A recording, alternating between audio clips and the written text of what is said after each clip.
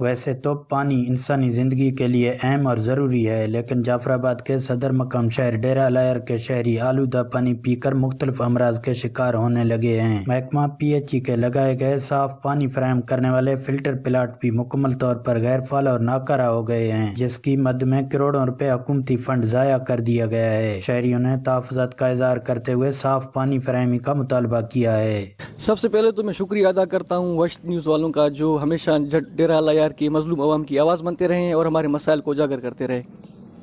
دوسری بات، filtration plant آپ لوگوں کی آنکھوں کے سامنے ہیں، آپ بھی یہاں کے رہائشی ہیں۔ 8 فلٹر پلانٹ بقول گورنمنٹ افسران کے شہر میں کام کر رہے ہیں، لیکن مجھے بتایا جائے کہ ان میں سے کتنے آپریٹر ہیں۔ ان میں سے کئی ایسے ہیں جن کی تو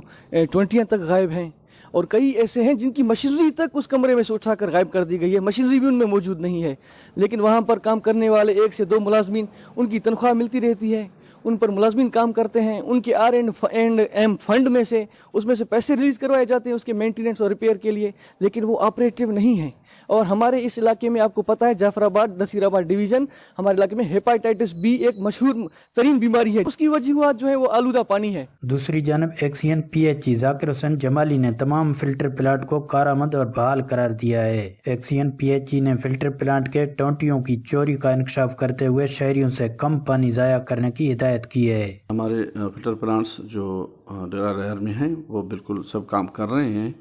اور لوگ پانی بھی لے رہے ہیں، اور